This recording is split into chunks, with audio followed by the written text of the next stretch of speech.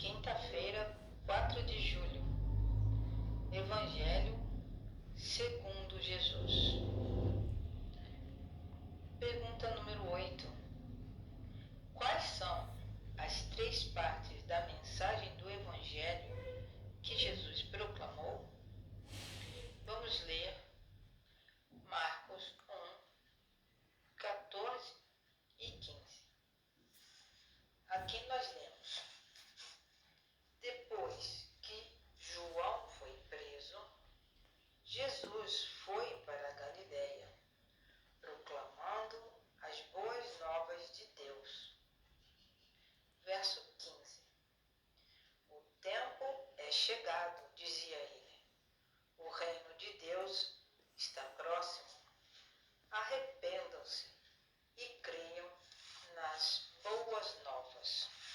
Então, boas novas quer dizer boas notícias. E Jesus então estava ensinando que o reino de Deus estava próximo, não é? E que todos deveriam se arrepender, ok? E acreditar nessas boas novas. Então, nessa pergunta número 8, nós sabemos que existia uma profecia e se cumpriu, né? Profecia e uma promessa que foi cumprida. E todas as pessoas eram então chamadas para se arrependerem e voltarem para Deus. Então a profecia era que o tempo é chegado, que Jesus era o prometido, ele estava ali, então estava cumprindo essa profecia. E o reino de Deus está próximo. As pessoas tinham que acreditar no verdadeiro reino de Deus. E para eles acreditarem, eles precisariam então crer nessas boas novas que Jesus veio ensinar. Nos textos, Marcos resumiu a mensagem simples e direta de Jesus. Suas 3 partes são ilustradas numa tabela. Então eu queria que vocês imaginassem uma tabela, um retângulo. Nesse retângulo nós vamos ter, numa linha, primeira linha, a profecia de tempo. Qual que é o conteúdo dessa profecia de tempo? Aqui ao lado, conteúdo, nós vamos lembrar que o quê? Jesus disse que o tempo está cumprido. Então, na linha de baixo você pode imaginar promessa da aliança. Em seguida, o conteúdo que Jesus estava ensinando era o quê? Que o reino de Deus está próximo. Naquela época era isso que Jesus veio para ensinar. E numa terceira linha, esse retângulo nosso aqui, nós temos a categoria, né? O conteúdo. Arrependam-se e creiam no Evangelho. Por quê? Eles foram chamados ao discipulado. Então nós temos a profecia de tempo, o tempo está cumprido. Promessa de aliança, o reino de Deus está próximo. E o chamado ao discipulado era a mensagem de Jesus: arrependam-se e creiam no Evangelho. Muito bem. A profecia de tempo a qual Jesus se refere é a profecia das 70 semanas de Daniel, capítulo 9, de 24 a 27, que nós estudamos em lições anteriores. Parte dessa profecia se cumpriu no batismo de Jesus, logo depois, que ele foi ungido com o Espírito Santo. Porque ele só começou o ministério dele depois que ele foi ungido. Antes disso, não. Porque ele tinha a idade de 30 anos.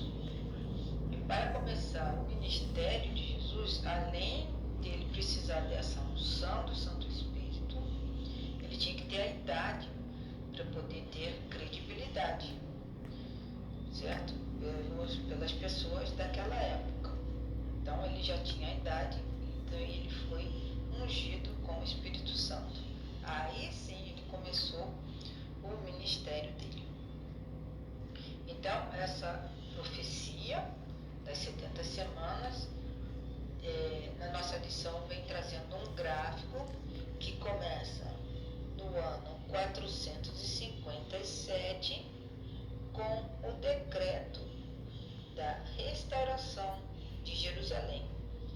E essa linha do tempo ela segue até o ano de 1844 depois de Cristo, quando nós, adventistas, acreditamos que houve no céu a purificação do santuário celestial. E neste período foi que ocorreu, no ano 27, o batismo de Jesus. No ano 31, Jesus foi crucificado. No ano 34, o Evangelho foi levado aos gentios. Aí passou bastante tempo, e depois no ano 538 foi dado início à supremacia papal, que durou até 1788, né, com a ferida mortal, e foi o fim da supremacia papal. Este gráfico, se você puder ter na sua casa, é muito bom para estar sempre relembrando. Nessa profecia, um dia representa um ano. Vocês devem se lembrar com a citação dos versículos 34 do capítulo 14 de Números e também em Ezequiel capítulo 4, verso 6. A profecia teve início em 457 a.C. Isso foi iniciado então com um decreto emitido pelo rei, Artaxerxes. Ele era o rei da Pérsia, certo? Concluindo a obra de restauração de Jerusalém. Vocês podem comprovar isso também em Esdras, capítulo 7.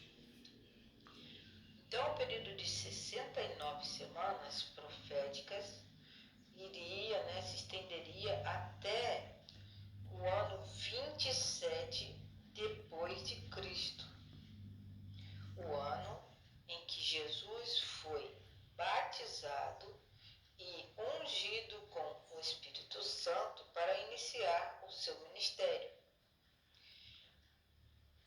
Mais tarde, 3 anos e meio depois, ocorreria a sua crucificação. Então, Jesus morreu 3 anos e meio depois de ter sido batizado. E para concluir, essa semana, ocorreu também no ano 34 depois de Cristo, o quê? O apedrejamento de Estevão. E por conta deste assassinato, porque mataram Estevão, a mensagem do Evangelho foi proclamada aos gentios. Então, até então, o povo de Israel, eles tinham a prioridade de Jesus era pregar para o povo de Israel. Depois, quando Estevão foi apedrejado e morto, o que aconteceu? Os povos não judeus receberam o Evangelho também. Então, essa profecia das 70 semanas, ela é muito importante.